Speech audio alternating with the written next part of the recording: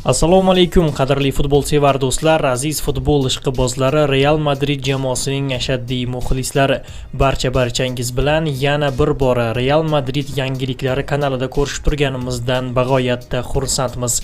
Qadrli futbolsevar do'stlar, bugun ham biz jamoamizga tegishli bo'lgan eng qiziqarli va sara xabarlardan siz uchun to'plab qo'yganmiz. Shuning uchun siz ushbu video boshida videoga like bosishni va kanalimizda yangi bo'lsangiz unda kanalimizga hoziroq obuna bo'lib qo'yishni unutmang. Bu kanal Real Madrid yangiliklari haqida bo'ladi va Realga oid yangiliklarni birinchilardan bo'lib berib boriladi. Qadrli futbol muxlislari, sizlarga shuni ham ma'lum qilamizki, siz bizning Telegram kanalimizda Real Madridga oid eng so'nggi yangiliklar va Real Madrid uchrashuvlarida kiritilayotgan gollar va o'yinlarni jonli ravishda ko'rishingiz mumkin. Telegram kanalimizga ham albatta obuna bo'ling. Telegram kanalimizga o'tish manzili kommentariyada ko'rsatib qo'yilgan. Agar siz hoziroq Telegramga obuna bo'lgan bo'lsangiz, unda biz yangiliklarni davom ettiramiz. Realda navbatdagi yo'qotish, jamoa himoyachisi safdan chiqdi.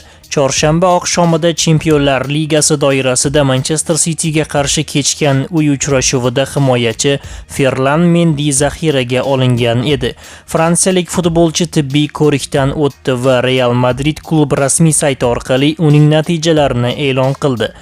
Mendyning o'ng oyoq son mushagida jarohat aniqlangan. Qaymoq ranglilar himoyachining tiklanishi uchun qancha vaqt ketishini ochiqlamagan. Avvalroq paydo bo'lgan ma'lumotlarga ko'ra, Mendy Manchester Cityga qarshi javob o'yinini aniq o'tkazib yuboradi. Shuningdek, kelasi haftadagi Atletico bilan La Liga bahsini ham o'tkazib yuborish xavfi bor. Real Madrid bosh murabbiyi Kylian Mbappening qachon safga qaytishini ma'lum qildi. Real Madrid bosh murabbiyi Alvaro Arbeloa hujumchi Kylian Mbappening holati haqida yangi ma'lumotlarni taqdim etdi.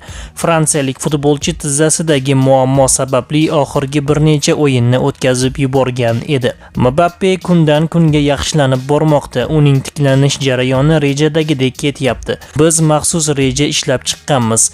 Hamma narsa ijobiy o'zgarishlarga bog'liq, ammo men uning holati yaxshi ekanligini ko'rib turibman.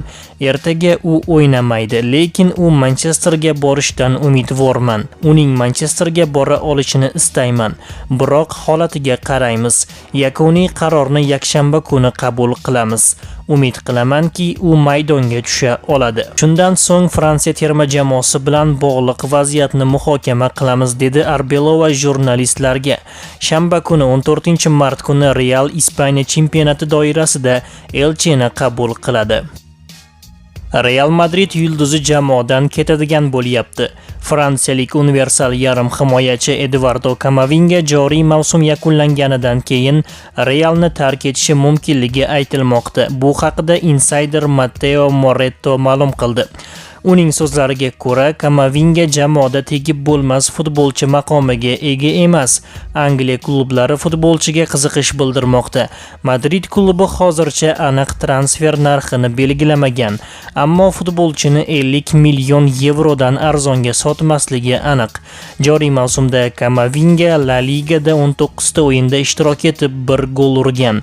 Uning madridliklar bilan shartnomasi 2029-yilning yarmigacha amal qiladi. Transfer market futbolchini 50 million yevro deb baholamoqda. Arbeloa rotatsiya qilishni reja qilmoqda. UEFA Chempionlar Ligasi doirasida Manchester City bilan bo'lib o'tgan oxirgi uchrashuvdan keyin Real Madrid bosh murabbiyi Alvaro Arbeloa La Liganing keyingi turida tarkib rotatsiyasini amalga oshirishni rejalashtirmoqda. 27-tur uchrashuvida madridliklar Elche bilan kuch sinashadi. Ikki o'yin orasidagi vaqt kam bo'lganligi uchun murabbiylar shtabi 14-mart kuni bo'ladigan bahsda bir qator yetakchi futbolchilarga dam beradigan bo'ldi. Marca nashri ma'lumotlariga ko'ra, Antonio Rudiger, Trent Alexander-Arnold, Arlian Tchouameni, Federico Valverde va Thibaut Courtois Elchega qarshi o'yinda ishtirok etadigan tarkibdan chiqarilgan. Alvaro Arbeloa yetakchi o'yinchilar o'rniga yetarli darajada o'yin amaliyotiga ega bo'lmayotgan Dani Carvajal, Miguel Angel, Gonzalo Garcia, Fran Garcia va Andre Luninni boshlang'ich tarkibga kiritadigan bo'ldi. Bugun Real Madrid Elche jamoasini mehmon qiladi. 14-mart bugun tungi soat 01:00 da Elche jamoasi Santiago Bernabeuda mehmon bo'ladi. Alvaro Arbeloa ushbu uchrashuvda katta rotatsiya qilishi kutilmoqda, chunki 17-kuni bizni yana bir markaziy o'yin kutib turibdi. Manchester City ga qarshi javob uchrashuvi. Sizningcha Real Madrid Elche ga qarshi o'yinda qanday hisob qayd etadi? Jamoamiz ushbu o'yinda ham ajoyib g'alabani qo'lga kirita oladimi? Fikrlaringizni izohga albatta yozib qoldiring. Videoga like bosing. Biz siz bilan yana bir necha soatlardan keyin ko'rishamiz. Xayr, salomat bo'ling.